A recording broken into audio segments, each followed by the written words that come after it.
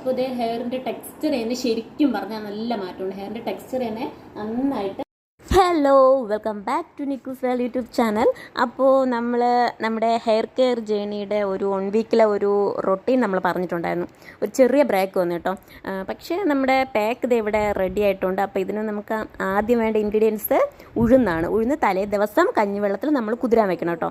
എന്നിട്ട് പിറ്റേ ദിവസം രാവിലെ തന്നെ നമ്മളിത് യൂസ് ചെയ്യാൻ ശ്രദ്ധിക്കണം. കാരണം കഞ്ഞിവെള്ളം തലേ ദിവസത്തെയാണ്. അതിനുശേഷം നമ്മൾ ഏറ്റവും കുറച്ച് കഞ്ഞിവെള്ളം യൂസ് ചെയ്യുള്ളൂ കേട്ടോ. കാരണം നമ്മളിതിൽ ഇനിയും ഇൻഗ്രീഡിയൻസ് ചേർക്കുന്നുണ്ട്. അതുകൊണ്ട് അപ്പോൾ ലൂസായി പോകാൻ ചാൻസ് ഉണ്ട്. അപ്പോൾ നെക്സ്റ്റ് നമ്മുടെ കോഴിമുട്ട. അപ്പോൾ ഒരു എഗ്ഗ് ഫുള്ളായിട്ട് നമ്മൾ എടുക്കണം കേട്ടോ. അതിൻ്റെ യോക്കും അതിൻ്റെ വൈറ്റ് പാർട്ടും ഫുൾ എടുത്ത് അടിച്ച് വെച്ചിരിക്കുന്നതിൽ കൂടെ നമ്മൾ നന്നായിട്ടൊന്ന് മിക്സ് ചെയ്ത് കൊടുക്കണം കേട്ടോ. നന്നായിട്ട് ബ്ലെൻഡ് ചെയ്യുന്ന രീതിയിൽ മിക്സ് ചെയ്തെടുക്കണം കേട്ടോ. അതിൻ്റെ ഇടയ്ക്ക് ഞാൻ ഏറ്റവും ഇമ്പോർട്ടൻ്റ് ആയിട്ടുള്ളൊരു കാര്യം വിട്ടു കേട്ടോ. ഇതിലേറ്റവും അടുത്ത മെയിൻ ഇൻഗ്രീഡിയൻ്റ് ആയിരുന്നു ഏത്തപ്പഴം. നമ്മുടെ നല്ല പഴുത്ത ഏത്തപ്പഴം ഇല്ലെങ്കിൽ റോബസ്റ്റ് ആയാലും മതി. അത് രണ്ടും ഇല്ലെങ്കിൽ മാത്രമേ നിങ്ങൾ ചെറുപഴം എടുക്കാവുള്ളൂ. ഇത് രണ്ടുമാണ് ഏറ്റവും ബെസ്റ്റ്. ഏത്തപ്പഴമാണ് ഏറ്റവും ബെസ്റ്റ്. അതിനുശേഷം ഇത് എല്ലാം കൂടെ നന്നായിട്ടൊന്ന് ഞാൻ വീണ്ടും അടിച്ചെടുത്തു കേട്ടോ. ഞാൻ അത് വിട്ടുപോയതാണ് പഴം ഇടാൻ വേണ്ടിയിട്ട്. അതിന് നന്നായിട്ട് ഇത്രയും നന്നായിട്ട് നല്ല സ്മൂത്തായിട്ട് നമ്മൾ അടിച്ചെടുത്തു. പക്ഷേ എത്രയും സ്മൂത്തായിട്ട് അടിച്ചെടുത്താലും നമ്മളിതൊന്ന് അരിച്ചെടുക്കണം. നല്ലൊരു വൈറ്റ് ക്ലോത്തിൽ നമ്മൾ നന്നായിട്ടൊന്ന് അരിച്ചെടുക്കാൻ പോവുകയാണ്.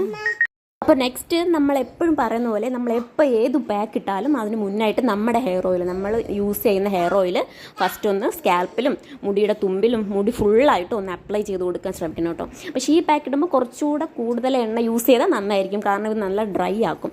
അപ്പോൾ അതുകൊണ്ട് കണ്ടില്ലേ, നമ്മൾ നന്നായിട്ട് നല്ല അരിച്ചപ്പോൾ നല്ല സ്മൂത്തായിട്ട് വന്നിട്ടുണ്ട് കേട്ടോ. അപ്പോൾ ആ പാക്ക് നമ്മൾ ഇട്ട് കൊടുക്കണം കേട്ടോ.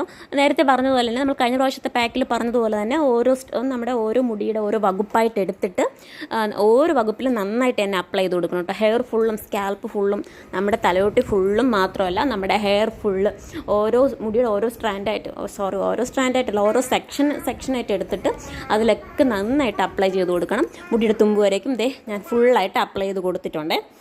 എന്നിട്ട് നമ്മുടെ ടൈം അനുസരിച്ച് ഇത് വാഷ് ഔട്ട് ചെയ്ത് കളയാം. അപ്പോൾ ഞാൻ ഹെയർ വാഷ് ചെയ്ത് നല്ല ഡ്രൈ ആക്കിയതിന് ശേഷമാണ് കേട്ടോ വന്നേക്കുന്നത്. അപ്പോൾ ഇത് ഹെയറിൻ്റെ ടെക്സ്ചർ തന്നെ ശരിക്കും പറഞ്ഞാൽ നല്ല മാറ്റമുണ്ട്. ഹെയറിൻ്റെ ടെക്സ്ചർ തന്നെ നന്നായിട്ട് മാറിയിട്ടുള്ള ഒരു ഹെയർ പാക്കാണ് കേട്ടോ. അത്രയ്ക്ക് നല്ല അടിപൊളി ഹെയർ പാക്കാണ് കേട്ടോ. അപ്പോൾ ഉഴുന്നെന്ന് പറയുന്നത് നമ്മുടെ ഹെയർ നല്ല സ്മൂത്ത് ആയിട്ടിരിക്കാനും ഹെയർ ഗ്രോത്ത് പ്രൊമോട്ട് ചെയ്യാനും മുടി കൊഴിച്ചിലൊക്കെ മാറ്റാൻ ഏറ്റവും ബെസ്റ്റാണ് കേട്ടോ. അതുപോലെ തന്നെ നേന്ത്രപ്പഴം നമ്മുടെ മുടി നല്ല സിൽക്കി സ്മൂത്തി ഷൈനി ആയിട്ടിരിക്കാനും എല്ലാം നല്ല ബെസ്റ്റാണ് നേന്ത്രപ്പഴം. പിന്നെ എഗ്ഗിൻ്റെ കാര്യം എല്ലാവർക്കും അറിയാമല്ലോ. എഗ്ഗിൻ്റെ യോക്കായാലും അതിൻ്റെ വൈറ്റ് പാർട്ടായാലും നല്ല പ്രോട്ടീൻ കണ്ടന്റ് ഉള്ളതാണ്. അപ്പം മുടിക്ക് നല്ല പ്രോട്ടീൻ കിട്ടാൻ വേണ്ടിയിട്ട് ഏറ്റവും നല്ല ബെസ്റ്റ് സാധനമാണ് എഗ്ഗ്. അപ്പോൾ ഇത് മൂന്നും കൂടെ മിക്സ് ആക്കുമ്പോൾ ഉള്ള ഒരു റിസൾട്ട് എന്ന് പറയുമ്പോൾ അടിപൊളിയാണ്. അപ്പോൾ ഹെയർ ഗ്രോത്തിന് ഇത് ഒരു മസ്റ്റ് ആയിട്ടുള്ള ഹെയർ പാക്കാണ്. നിങ്ങൾ എല്ലാവരും യൂസ് ചെയ്ത് നോക്കുക. അപ്പോൾ നെക്സ്റ്റ് വീഡിയോ ആയിട്ട് വരുന്നത് വരെ ബൈ.